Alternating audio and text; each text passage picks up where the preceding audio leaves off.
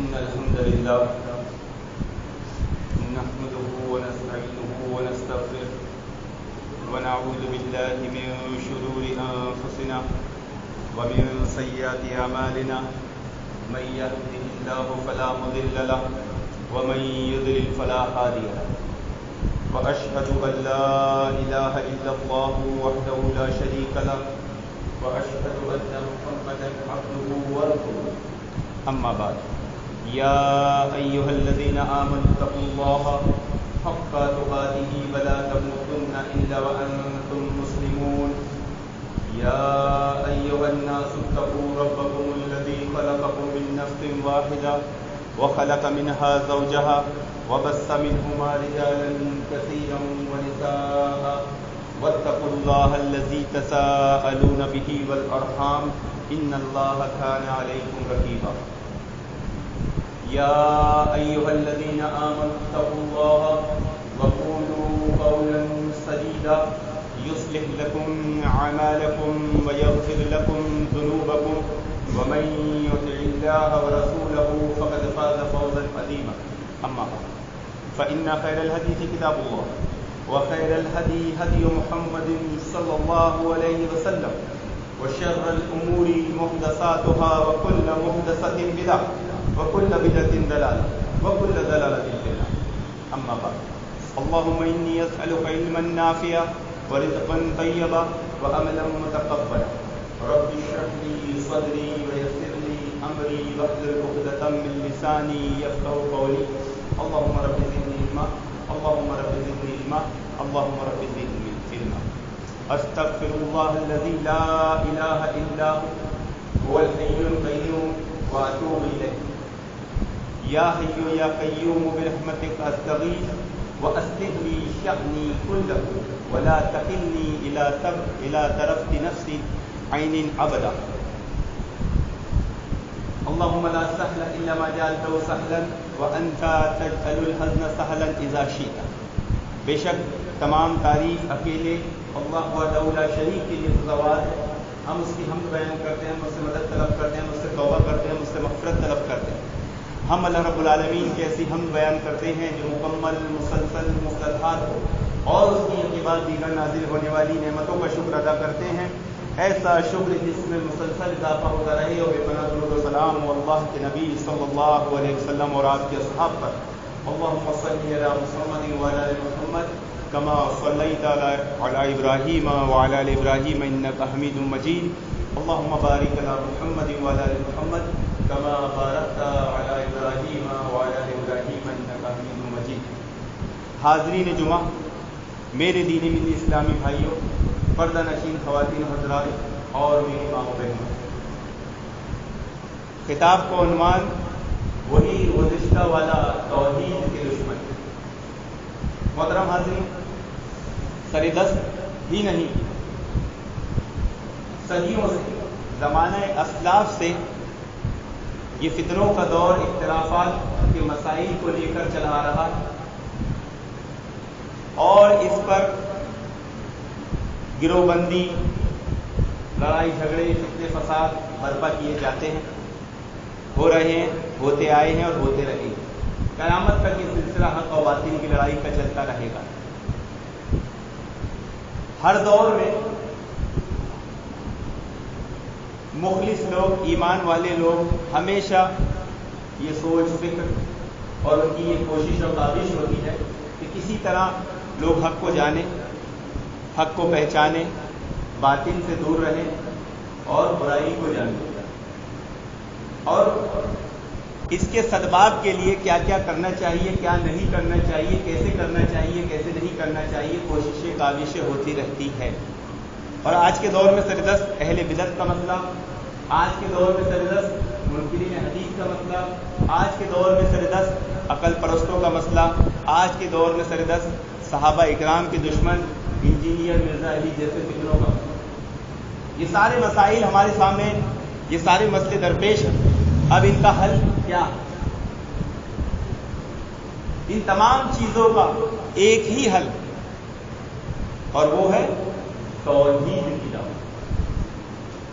توحید کو جب تک ہم اہمیت نہیں دیں گے, توحید کو جب تک ہم سمجھیں گے نہیں اور اپنی زندگیوں میں اس کو رائج نہیں کریں گے، ہم کہیں نہ کہیں کسی نہ کسی طریقے سے فتنوں کا شکار ہو جائیں گے، اور ہو رہی ہے امت۔ اصل مسئلہ توحید کا ہے، جو کرنے والے کام ہیں اس کو چھوڑ کر جو نہ کرنے والے کام ہیں اس کو کیا جا رہا ہے۔ کیوں؟ توحید نہیں، لوگوں کو معلوم نہیں کہ توحید ہی اصل دعوت ہے۔ ہم مسلمانوں کے گھر میں پیدا ہو گئے، ہم مسلمانوں کے ماحول میں پیدا ہوئے، ہمارا گھر خاندان مسلمانوں والا ہے، ہمارے شہر میں مسلمانوں کی اکثریت ہے، ہم سمجھ لیے ہم واقعی اہل توحید ہیں اور ہم توحید کو جانتے ہیں اور اس کے سارے تقاضوں کو پہچانتے ہیں۔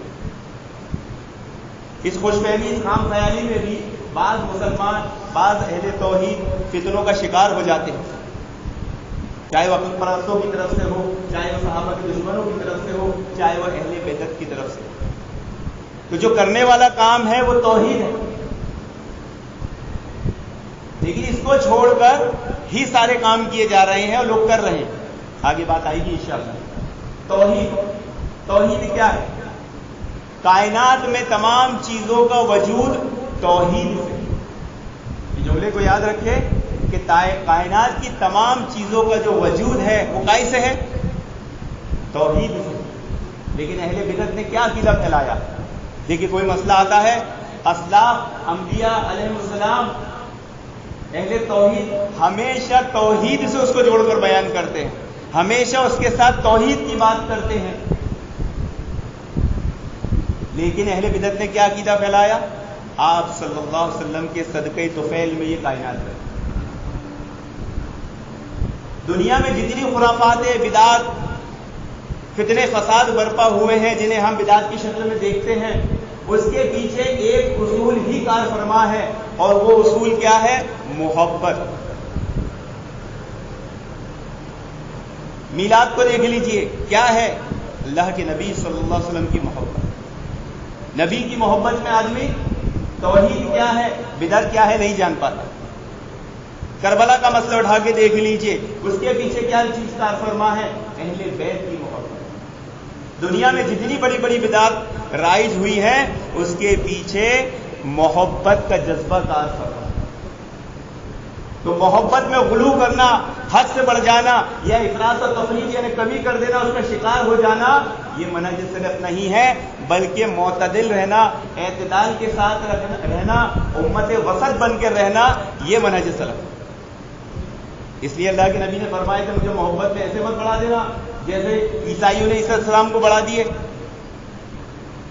تو ہمارے ایسے لوگ بھی ہیں جنہوں نے صرف اللہ کے نبی صلی اللہ علیہ وسلم کو محبت میں اللہ کے درجے پر نہیں بٹھا دیا، بلکہ اہل بیت کو بھی بٹھا دیا۔ حضرت علی کی محبت میں، حضرت حسن حسین رضی اللہ عنہ کی محبت میں، یا حسن یا علی یا حسین کے عقیدے، ان کی عبادت کی جانے لگی، ان کو پکارا جانا عبادت ہے، دعا ہے، دعا عبادت ہے، اور عبادت صرف اللہ رب العالمین کی جاتی ہے۔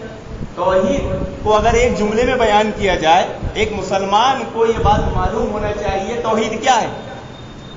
توحید ایک جملے میں بیان کی جائے گی تو ہر طرح کی عبادت کی نفی ہونا چاہیے، خالص وہ عبادت اللہ رب العالمین کے لیے ہے، اس کے سوا کسی سے کی عبادت نہیں کی جائے گی۔ یہ جملہ ہے، کسی بھی قسم کی عبادت صرف اور صرف اللہ رب العالمین کے لیے کی جائے گی، اللہ رب العالمین کی ہی کی جائے گی، کسی اور کی نہیں کی جائے گی۔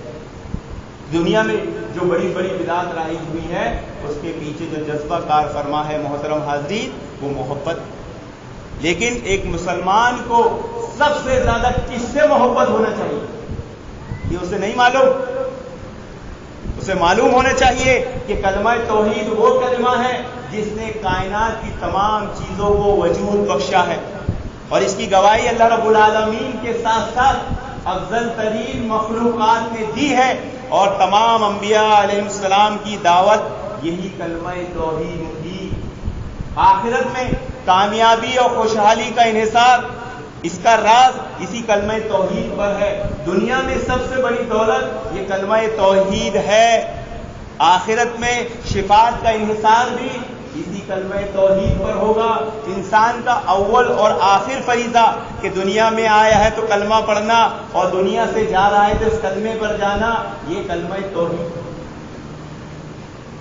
ایک مسلمان کے دل میں اللہ رب العالمین کی محبت کلمہ توحید پر ایمان کے مطابق شمار کی جائے.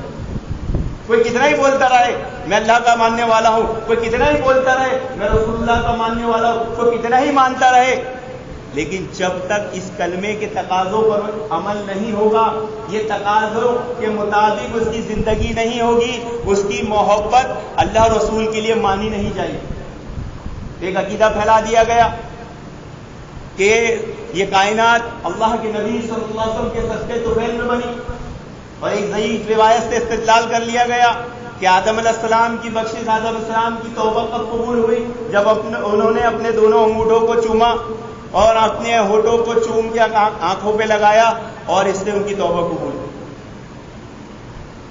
یہ ضعیف اور جھوٹی من گھڑت روایت.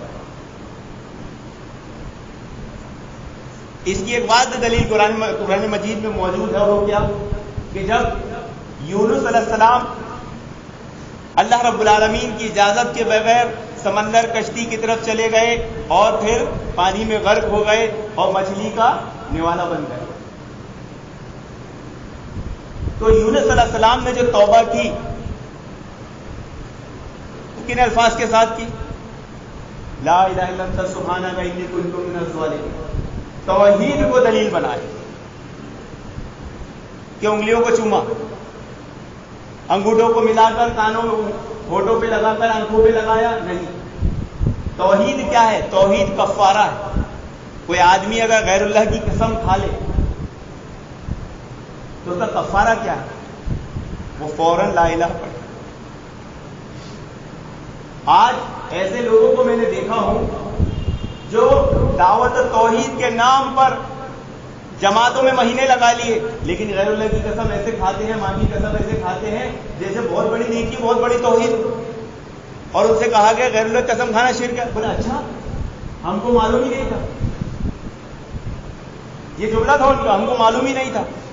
تو بھائی آپ جماعت میں لے جا کر یہ لوگوں کو کیا کلمہ رٹوا رہے ہو؟ بس یہ کلمہ رٹنے کے لیے آیا ہے؟ نہیں، یہ سمجھنے کے لیے آیا. یہ کلمہ جن اذکار میں داخل ہو جاتا ہے اس کا اجر و ثواب بڑھ جاتا ہے. کلمہ توحید کیا ہے؟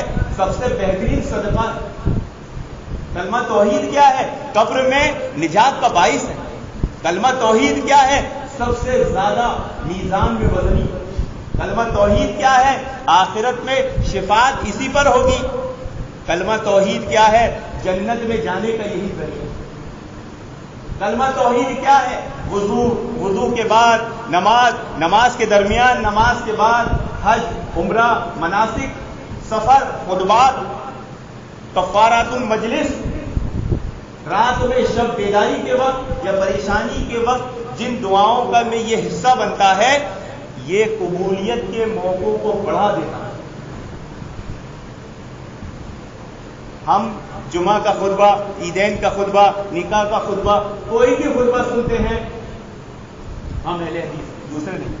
اس میں ایک آیت کریمہ بار بار پڑھی جاتی ہے، وَمَن يُطِعِ اللَّهَ وَرَسُولَهُ فَقَدْ فَازَ فَوْزًا عَظِيمًا. جس نے اللہ اور اس کے رسول کی فرما برداری کی اس نے یقیناً کامیابی حاصل. یہ کلمہ توحید ہے. تو تمام مسائل کا حل محترم حاضرین، تمام فطروں سے بچنے کا حل، تمام پریشانیوں کا سدباب کلمہ توحید. سرور، خوشی، مسرت، خوشگوار لمحات اللہ رب العالمین کی معرفت، اس کو ایک جاننے، ایک ماننے، اس پہ ایمان لانے میں. جن کلمات میں اللہ رب العالمین کی حمد و ثنا ہوتی ہے وہ افضل ترین کلمات ہوتے ہیں. ان میں سب سے بہترین کلمہ کیا ہے؟ لا الہ الا اللہ. یہ زمین و آسمان قائم و دائم اسی کلمے کی بنیاد پر. ایک مسلمان کو معلوم ہونا چاہیے کہ توحید کی اہمیت کیا ہے. ایک مسلمان کو معلوم ہونا چاہیے توحید کی ضرورت کیا ہے، ورنہ کب وہ فتنوں کا شکار ہو جائے گا، ورنہ کب وہ فتنوں کا نوالا بن جائے گا، اسے نہیں معلوم ہوگا. اللہ رب العالمین نے تک یعنی آپ توحید کی اہمیت پر دیکھنے جائیں گے، بولنے جائیں گے، غور و فکر کریں گے، تدبر کریں گے تو آپ کو معلوم ہوگا کہ توحید کی وہ اہمیت ہے کہ توحید کے ذریعے اللہ رب العالمین نے گواہی دی ہے قرآن میں، شہد اللہ انہ لا الہ الا اللہ والملائکۃ واولو العلم، اللہ تعالیٰ گواہی دے رہا ہے کہ اللہ رب العالمین کے سوا کوئی معبود برحق نہیں، کوئی عبادت کے لائق نہیں، اور اس کے ملائکہ گواہی دے رہے ہیں اور اہل علم گواہی دے رہے ہیں۔ امام قیم جوزی رحمہ اللہ علیہ نے فرمایا کہ یہ جلیل القدر گواہی، یہ سچی گواہی، یہ مبنی برحق، مبنی عدل پر دی گئی گواہی ہے، اور یہ گواہی دینے والے شاہد اور مشہود دونوں ہی جلیل القدر۔ اس لیے آپ غور و فکر کریں گے، تمام شریعتوں کی بنیاد کلمہ توحید، پورے کے پورے دین کا انحصار کلمہ توحید کے تقاضوں میں، اجر و ثواب کلمہ توحید پر ہے اور سزا اس کو ترک کرنے پر۔ قلب سلیم کیا ہے؟ ہم بولتے ہیں قلب سلیم، قلب سلیم، کیسے پتہ چلے گا ہمارا دل قلب سلیم ہے؟ قلب سلیم وہی ہے جو توحید کا اقرار کرتا ہے، شرائع صدر اس کو حاصل ہوتی۔ ابن عباس رضی اللہ عنہ بیان فرماتے ہیں کہ قلب سلیم وہ ہے جو کلمہ حق توحید لا الہ کا اقرار کرے، یہی حق دعوت ہے، اس میں کوئی باطل نہیں، اس میں کسی طرح کا کوئی شائبہ نہیں ہے، اور یہ اللہ رب العالمین کو مخلوقات سے ممتاز کرنے کا بہترین وسیلہ۔ یہ توحید ہی اصل ہے۔ آج مسلمانوں کا تعلق توحید سے بہت دور ہو گیا ہے، جس کی وجہ سے محترم حاضرین اہل بدعت نے توحید کے مقابلے میں بدعات کو، خرافات کو، شرک کو، کفر کو توحید بنا کے پیش کر دیا۔ آپ ان کی توحید اگر دیکھیں گے تو کفر، شرک، بدعات ان کے وہاں توحید کا درجہ رکھتی ہے۔ پھر دوسرے فتینوں نے، صحابہ کے دشمنوں نے ہر چیز کو توحید سے جوڑنا چاہیے تھا تو اسے اہل بیت کے ساتھ جوڑ دیے، یعنی اہل بیت کی محبت کو بھی توحید بنا دی۔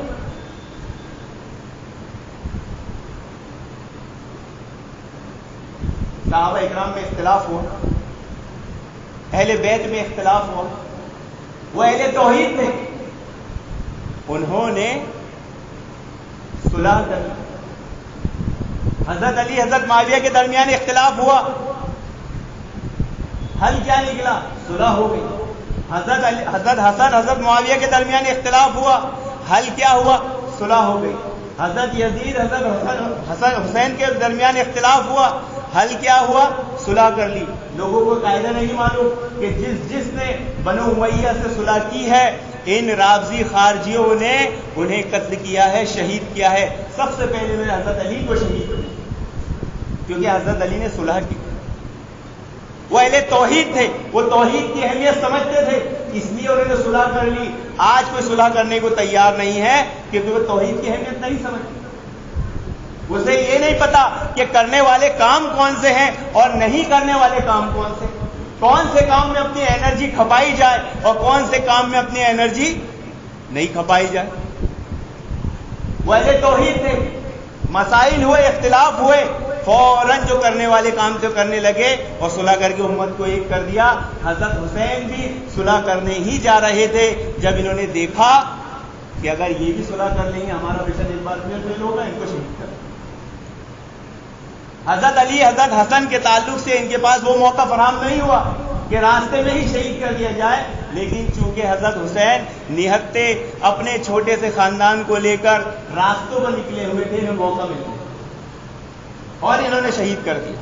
ورنہ آپ نے اعلان کر دیا تھا مجھے یزید کے پاس لے چلو، میں اس کی بیعت کرنا چاہتا ہوں، میں اس کے ہاتھ میں ہاتھ دینا چاہتا ہوں۔ انہوں نے امیر المومنین یزید کے الفاظ استعمال کیے، تو جس نے صلح کیا اس کو انہوں نے شہید کیا۔ یہ کڑوی حقیقت ہے، بتانے کا یہ مقصود ہے کہ جو کرنے والے کام تھے وہ اہل توحید فوراً سمجھ جاتے ہیں۔ ہمارے اسلاف اہل بیت اس بات کو سمجھ گئے، لیکن آج کے اہل بیت کے نام پر جو کرنے والے کام ہیں اس کو چھوڑ کر جو نہیں کرنے والے کام ہیں وہ کیے جا رہے ہیں۔ امت کو توحید کی طرف لانا چاہیے، ان کو توحید سے دور کر کے بدعت خرافات فتنوں میں مبتلا کیا جا رہا ہے، ایسے عقائد ایسے منہج پھیلائے جا رہے ہیں جس سے ان کی عبادتیں ضائع ہو۔ سر 10 انجن مرزا علی کا فتنہ سر عام ہے، وہ ہر چیز کو اہل بیت کی محبت سے جوڑتا ہے، اور ایک حدیث پیش کی جاتی ہے، اور 2 حدیثیں، ایک حدیث ہے کہ میں تمہارے پیچھے 2 چیزیں چھوڑے جا رہا ہوں، قرآن اور سنت، قرآن اور حدیث، اس کا معنی مفہوم یہ نکلتا ہے۔ دوسری حدیث ہے کہ میں تمہارے پیچھے 2 چیزیں چھوڑے جا رہا ہوں، قرآن اور اہل بیت۔ اب اس کا کیا معنی ہے؟ لوگوں نے اسے حق و باطل کی لڑائی کے طور پر، دلیل کے طور پر پیش کیا کہ ہمارے صحابہ نے اس کو دلیل کے طور پر استعمال کیا، کیا وہ حق و باطل کی لڑائی تھی؟ سب سے پہلا مسئلہ اگر آپ یہ سمجھ لیں کہ وہ جو اختلاف تھے وہ کیا تھے، اگر توحید معلوم ہوگی تو بات آسانی سے سمجھ میں آئے گی، توحید معلوم نہیں ہوگی آدمی الجھتا رہے۔ وہ حق و باطل کا معرکہ نہیں تھا، وہ سیاسی اختلافات تھے۔ اسی لیے تو جب صفین کا معرکہ چالو تھا اور حضرت معاویہ کی طرف سے جو لوگ شہید ہوتے تھے ان کی نماز جنازہ کون پڑھاتا تھا؟ حضرت علی رضی اللہ عنہ۔ اگر وہ باطل حق و باطل کی لڑائی ہوتی تو جو باطل پر ہے کیا حق والا اس کی جا کے نماز جنازہ پڑھاتا ہے؟ یہ اس بات کی دلیل ہے کہ یہ حق و باطل کی لڑائی نہیں تھی، یہ سیاسی مسئلہ تھا، وقتی طور کا مسئلہ تھا۔ یہ کرنے والے کاموں میں کوئی سب سے ضروری کام نہیں تھا کہ توحید کو بس کچھ ڈال دیا جائے اور اسی کام میں وہ ملوث ہو جائے، اسی کام میں مشغول ہو جائے۔ اختلاف ہوا، صلح کر لی، مسئلہ انہوں نے صلح کر لی، ان کے نام پر پیدا ہونے والے آج تک صلح کرنے کو تیار نہیں، توحید نہیں جانتے، توحید نہیں سیکھے ہیں۔ یہ بہت کڑوی حقیقت ہے محترم حاضرین، توحید کی ہمیں اہمیت نہیں۔ ہمارا حال یہ ہے کہ ایک مسلمان کو یہ بھی نہیں معلوم آج کے دور میں کہ اگر اس کے سامنے موت کا فرشتہ آ جائے تو اسے کیا پڑھنا ہے، کتنا پڑھنا ہے، کہاں تک پڑھنا ہے، یہ تک نہیں معلوم۔ اور پھر وہ دعائیں کرتا ہے کہ اللہ میرا خاتمہ بالخیر کر۔ اے اللہ کے بندے، تو نے توحید کو سیکھنے سمجھنے کے لیے کیا کوشش کاوش کیا کہ تیرا خاتمہ بالخیر ہو جائے؟ انبیاء کی ساری دعوت توحید تھی۔ آپ اختلافات اٹھا کر دیکھیے، عبداللہ ابن عمر رضی اللہ عنہ کے پاس آئے، کیا مسئلہ لے کر؟ یزید کی بیعت توڑنا ہے۔ مسئلہ کیا لائے؟ یزید کی بیعت توڑنا ہے۔ جواب کیا دیا؟ جواب کیا دیا عبداللہ ابن عمر نے؟ کہ اللہ رب العالمین اس شخص کے پچھواڑے میں جھنڈا نصب کرے گا جو وعدہ خلافی کرتا ہے۔ ہم نے اس کی بیعت کتاب و سنت کے مطابق کی ہے، توحید بیان کی، مسئلہ اختلافی ہے، توحید بیان کی جا رہی ہے۔ اصل علت جو ہے نا، فَاعْلَمُوا أَنَّهُ لَا إِلَٰهَ إِلَّا اللَّهُ وَاسْتَغْفِرْ لِذَنبِكَ۔ علم ہونا چاہیے توحید کا، لوگوں کے قاعدہ نہیں معلوم، اور ہم اسی خوش فہمی میں نہ رہے کہ ہم اہل توحید اور اہل حدیث ہیں اور ہم اہل مسلمانوں کے گھر میں پیدا ہوئے خاندان سے ہمیں توحید مل گئی تو کامیاب ہو جائیں گے۔ نہیں، یہ قاعدہ یہاں رب العالمین نے جو بیان کیا نا، یہ ایسا قاعدہ ہے کہ جس کو علم نہیں ہوگا، توحید کا علم نہیں ہوگا، اللہ رب العالمین اس کی استغفار بھی قبول نہیں کرے گا، اس کی استغفار بھی قبول نہیں کی جاتی۔ اسی لیے مشرکین کے لیے دعائے مغفرت سے روک دیا۔ تو توحید کا علم حاصل کرو، توحید کو جانو، توحید کو اپنی زندگیوں میں رائج کرو۔ کیا توحید ہے محترم حاضرین، اس کی اہمیت فضیلت ہم نے جانی ہے۔ اللہ رب العالمین نے توحید کی مثال قرآن میں کیا دی ہے؟ یہ ایسا درخت ہے جس کی شاخیں زمین کے اندر مضبوط، جس کی جڑیں زمین کے اندر مضبوط اور شاخیں آسمان میں پھیلی ہوئی۔ کیا وہ توحید ہمارے دلوں میں پیوست ہے؟ کیا اذان ہوتی ہے ہم اس کے کلمات اتنے غور سے سنتے ہیں کہ اس میں توحید بلند کی جا رہی ہے، اس کے بعد کی جو دعا ہے اس میں توحید کا بیان ہے۔ ہر وہ دعا، ہر وہ ذکر جس سے توحید جڑ جاتی ہے محترم حاضرین، اس کے درجات اتنے بڑھ جاتے ہیں کہ بندہ صرف بازار میں داخل ہو، لا الہ الا اللہ وحدہ لا شریک لہ لہ الملک و لہ الحمد وہو علی کل شیء قدیر پڑھ لے، توحید کا بیان ہے۔ جہاں وہ خریداری کرنے رہا ہے، جہاں وہ بازار میں رہا ہے، نیکیاں کتنی مل رہی ہے؟ 10 لاکھ نیکیاں، 10 لاکھ گناہ مٹا دیے جا رہے ہیں، 10 لاکھ اس کے درجات بلند کر دیے جا رہے ہیں۔ جس دعا جس حمد میں توحید کا تذکرہ آ جاتا ہے، وہ درجات اور ثواب میں حد سے زیادہ بڑھ جاتی ہے اور قبولیت کا موقع بھی فراہم کرتی ہے۔ ایک روایت میں آتا ہے کہ جو 100 بار یہ کلمہ پڑھے، لا الہ الا اللہ وحدہ لا شریک لہ لہ الملک و لہ الحمد وہو علی کل شیء قدیر، کیا فضیلت بتائی گئی معلوم ہے؟ 10 غلام آزاد کرنے کا ثواب، 100 نیکیاں لکھی جائے گی، 100 گناہ مٹائے جائیں گے۔ اور اصل مسئلہ جس کے لیے ہم سب پریشان ہیں، امت مسلمہ کی بڑی اکثریت جس کے لیے پریشان ہے، آئے دن آپ کے سامنے مسئلہ آتا ہے، میری بچی رات میں سو نہیں رہی ہے، ڈر رہی ہے، میں خود رات میں سو نہیں پاتا ہوں، مجھے ڈر لگتا ہے، میری طبیعت ٹھیک نہیں، مجھے رقیہ کر دو، مجھ پر کچھ پڑھ کر دم کر دو۔ 100 بار جو یہ کلمہ پڑھے دن میں، وہ صبح سے لے کے شام تک شیطان سے محفوظ کر دیا جاتا ہے، اور اس سے افضل کوئی ہو ہی نہیں سکتا سوائے اس کے جس نے 100 سے زیادہ بار پڑھ لیا ہو۔ تو آج امت مسلمہ کی 70 سے 80% پاپولیشن اسی مسئلے میں الجھی ہوئی، لیکن اس کا حل توحید ہے۔ یہ کلمہ 100 بار پڑھ لے آدمی، 10 غلام آزاد کرنے کی۔ ایک روایت میں کیا ہے کہ جو یہ کلمہ 10 بار پڑھ لے، وہ اسماعیل علیہ السلام کی اولاد میں سے 10 غلام آزاد کرنے کے برابر اجر پا لیتا۔ توحید کی برکت۔ توحید کیا چیز ہے محترم حاضرین؟ پچھلے جمعے میں بتایا گیا تھا کہ اس کے 99 دفتر کھول دیے جائیں گے، لیکن وہ ایک کارڈ نکلے گا، وہ ان پر بھاری ہو جائے گا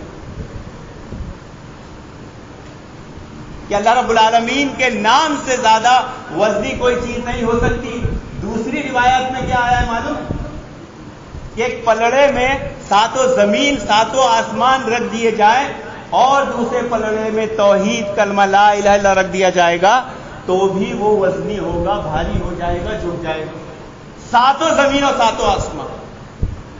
اور مسند احمد کی روایت میں یہ آیا ہے کہ 7 زمین اور 7 آسمان کو اگر ایک مضبوط لکڑی بنا دیا جائے، ٹھوس لکڑی بنا دیا جائے، تو لا الہ الا اللہ محمد رسول اللہ اس کو توڑ کے رکھ دے گا۔ اللہ رب العالمین کے نام سے زیادہ وزنی کوئی چیز نہیں ہو سکتی، اور اللہ رب العالمین کے نام سے زیادہ کوئی چیز طاقتور نہیں ہو سکتی۔ ایک مسلمان کو خوش ہونے کے لیے کیا کافی نہیں ہے کہ وہ اللہ کا نام لینے والا ہے؟ ایک مسلمان کو خوش ہونے کے لیے کافی نہیں ہے کہ وہ اللہ تعالیٰ کا ماننے والا ہے؟ ہاں، بس اس کا جو حق ہے اس کو جانتے بوجھتے ہوئے بولتے۔ صرف زبان سے کہہ دینے کا نام توحید نہیں ہے، بلکہ اس کے تقاضوں کو پورا کیا جائے۔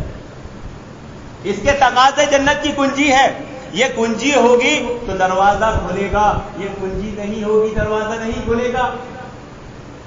جو یہ کلمہ پڑھتا ہے اس کے لیے 1 نہیں 2 نہیں، جنت کے 8 دروازے کھول دیے جاتے ہیں۔ بندہ وضو کرے اور وضو کے بعد اشہد ان لا الہ الا اللہ وحدہ لا شریک لہ واشہد ان محمدا عبدہ ورسولہ، 8 دروازے کھول دیے جاتے ہیں جنت کے، جس دروازے سے چاہے داخل ہو سکتا ہے۔ کیا وضو کے بعد اس کا اہتمام، اس نیت، اس اہمیت اور فضیلت کو سمجھتے ہوئے ہم کرتے ہیں؟ توحید کی اہمیت ہمیں معلوم ہے۔ جب یہ یقین پیدا ہوگا، وضو کرنے میں لذت آئے گی، ایک شرح صدر خوشی حاصل ہوگی، ورنہ ایک مشقت ہے۔ مسلمان ہے تو 5 ٹائم کی نماز پڑھنا ہے، پڑھ لے۔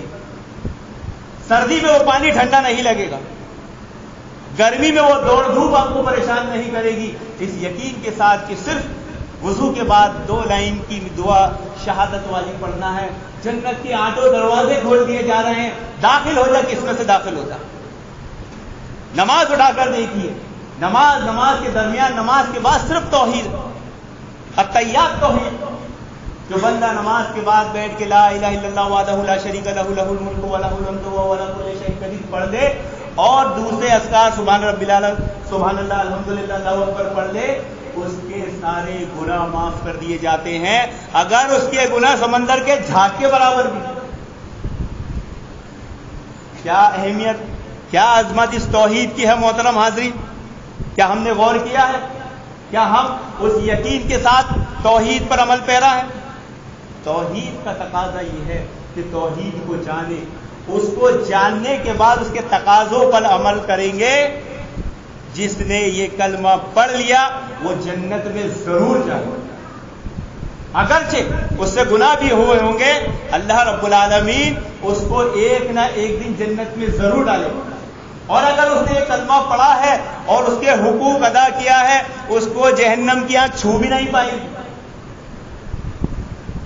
کلمہ تو پڑھ لیا، اس کے حقوق ادا کر لیا، تقاضوں کو پورا کر لیا، جنت اس پر واجب ہے، جہنم کی آگ اس پر حرام ہے، لیکن سستی، کاہلی، غفلت کی وجہ سے کچھ گناہ سرزد ہوئے شرک کو چھوڑ کر، تو وہ سزا ضرور پائے گا، لیکن وہ جنت میں ایک دن ضرور سے آئے گا اگر اس کے دل میں رائی کے دانے کے برابر ایمان.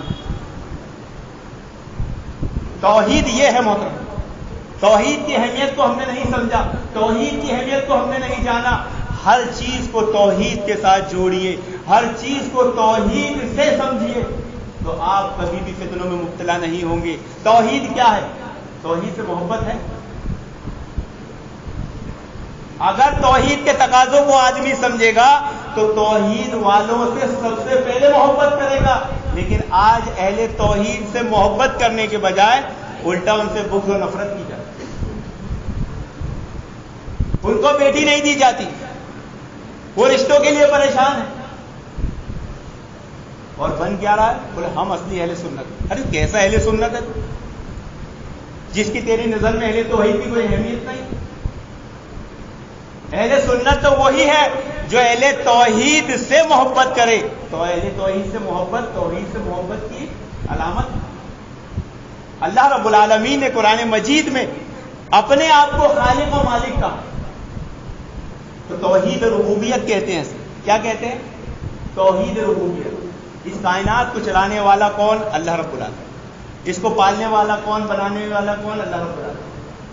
تو اللہ رب العالمین نے خود توحید ربوبیت سے توحید الوہیت پر استدلال کیا کہ جب خالق مالک پیدا کرنے والا میں، ہر چیز ہر کام کرنے والا میں، تو عبادت کا بھی میں ہی حقدار ہوں. میرے سوا کوئی عبادت کا حقدار نہیں ہو سکتا. ایک مسلمان کو یہ قاعدہ تک نہیں معلوم توحید کے تعلق سے کہ جو خالق اور مالک ہوتا ہے اسی کی عبادت کی جاتی ہے، اسی سے دعا کی جاتی ہے. دعویٰ اللہ اور رسول کا کر رہا ہے، جا کے غیر اللہ سے دعا مانگ رہا ہے. اتنی سی بھی توحید نہیں سمجھا، اتنا سا بھی قرآن نہیں سمجھا، یا اتنا سا بھی اس کو توحید نہیں سمجھائی گئی، اتنا بھی قرآن اس کو نہیں سکھایا سمجھایا گیا ہے. بس ایک مسلمان معاشرے میں پیدا ہو گئے، مسلمانوں کے گھر میں پیدا ہو گئے، توحید آتی ہوگی. توحید کے ساتھ ساتھ اس کے تقاضوں پر عمل ہونا شرط ہے. اس کے مطابق عمل نہیں ہوگا نجات نہیں ہوگی، اس کے مطابق عمل ہوگا نجات پکی ہے. یقین ہونا چاہیے آدمی کو. آپ دیکھ لیجئے آج کے دور میں کہ جو ہر مسئلے میں توحید کے بجائے بدعت، خرافات، عقل پرستی، صحابہ کی دشمنی پھیلاتے ہیں. اللہ رب العالمین نے ایسا غارت کیا ہے انہیں کہ انہیں اپنا منہج مسلک پھیلانے کے لیے نہ تو کوئی مسجد ملی اور نہ کوئی ممبر ملا. انجینئر کو دیکھ لیجئے، اپنے آپ کو سب سے بڑا اہل بیت کا دفاع کرنے والا کہتا ہے. اب تو غلو کی اس کی حد ہو گئی کہ امام مہدی بھی آئیں گے تو کیا کہیں گے کہ سب سے زیادہ حق بیانی کرنے والا یہی.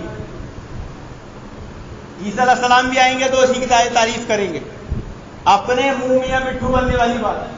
لیکن اتنی بھی عقل ماری گئی ہے اور اس کو سننے والے، اس کے ماننے والوں کو کہ کوئی اس سے پوچھ لے، ارے انبیاء علیہ السلام دنیا میں آئے، توحید کی دعوت دیے، تو کون سی دعوت دے رہا ہے؟ انبیاء علیہ السلام دنیا میں آئے، اللہ رب العالمین کے گھر تعمیر کیے، منبر تعمیر کیے، وہاں سے انہوں نے اپنا دین پھیلایا، اور ان کے ورثہ، ان کے وارث علماء اکرام آئے، انہوں نے اللہ کے گھر تعمیر کیے، انہیں منبر ملا، وہاں سے انہوں نے دین پھیلایا۔ تو کیسا اہل بیت کا شیدائی ہے، تجھے اللہ تعالیٰ نے ایک منبر بھی نصیب نہیں کیا؟ کیسے تیری دعوت حق ہو سکتی؟ لیکن مسئلہ یہ ہے کہ توحید کو ہم نے اہمیت نہیں دی، اس لیے چھوٹی چھوٹی بات سمجھ میں نہیں آتی۔ آپ قرآن حدیث کے سارے واقعات اٹھا کر دیکھ لیجئے، کوئی بھی مسئلہ آئے توحید کا تذکرہ ہوتا ہے۔ کسی کے گھر میں انتقال ہو جائے، باپ مر جائے، بیٹا مر جائے، کوئی بھی مر جائے، آدمی سب سے پہلے کس چیز کا تذکرہ کرتا ہے؟ قالوا انا للہ و انا الیہ راجعون، توحید کا۔ کوئی مصیبت پریشانی آ جائے، کیا کرے گا آدمی سب سے پہلے؟ کیا کرے گا؟ اللہ لا الہ الا اللہ العظیم الحلیم، دعا پڑھے گا، توحید کا تذکرہ۔ رات میں نیند کھل جائے آدمی کی تو کیا کرے؟ وہ یہ کلمہ اگر پڑھے گا، لا الہ الا اللہ وحدہ لا شریک لہ لہ الملک ولہ الحمد وہو علی کل شیء قدیر، اور پھر جو دعا کرے اس کی وہ دعا قبول ہوگی، اور اگر نماز پڑھ لے اس کی وہ نماز بھی قبول ہوگی۔ کتنا چھوٹا سا عمل، رات میں صرف اس احساس کے ساتھ آدمی سوئے کہ اگر اللہ رب العالمین کی نیک توفیق سے مجھے یہ سعادت نصیب ہوئی اور میری نیند کسی وجہ سے کھل گئی، میں فوراً اللہ رب العالمین سے اس کلمے کے ذریعے، اس وسیلے کے ذریعے، یہ بہت بڑھیا، سب سے بڑا وسیلہ ہے، دعا کروں گا اللہ رب العالمین۔ تو جو چاہے گا مانگ لے، مل جائے گا۔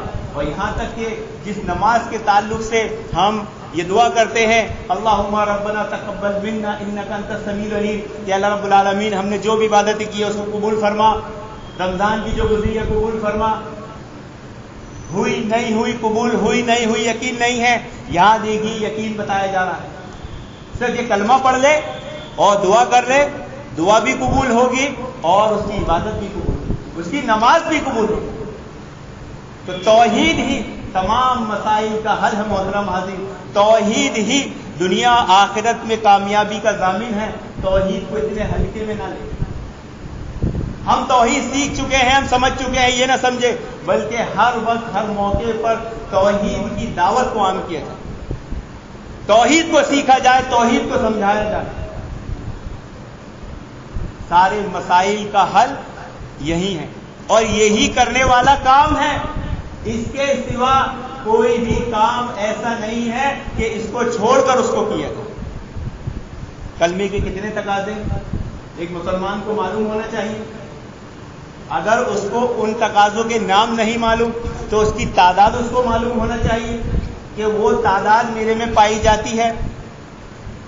معلوم ہم مسلمانوں کو نہیں، تو جب ہمیں اس کی تعداد اور وہ کیا کیا ہے وہ نہیں معلوم تو پھر کامیابی کیسے ملے گی؟ کیسے خاتمہ بالخیر ہوگا؟ کیسے مانا جائے گا کہ ہاں ہم اہل توحید تھے؟ اصل سیکھنے کی اور روز سیکھنے کی، سمجھنے کی جو ضرورت ہے وہ توحید ہے۔ خود پر محنت کرے، بچوں پر محنت کرے، ورنہ آج تو بھکاری بھی غیر اللہ کے نام سے مانگ رہے ہیں اور آپ کی دکان پر آپ کے سامنے آ کر مانگتے ہیں، اور آپ بھی جہاں پرچیزنگ کرنے جاتے ہوگے وہاں پر بھی دیکھتے ہوگے کہ غیر اللہ کے ناموں پہ دعائیں لکھی ہوئی ہے اور آپ وہاں کھڑے رہ کر خریداری بھی کرتے ہیں۔ کیسے توحید آپ کی جاگتی نہیں؟ کیسے توحید کی غیرت آپ کی جاگتی نہیں؟ آپ کس بنیاد پر انہیں حق کی دعوت دو گے؟ توحید سیکھیں گے، توحید سمجھیں گے، توحید جانیں گے، تبھی تو ہم ان کو دعوت دیں گے، خود بھی عمل کریں گے۔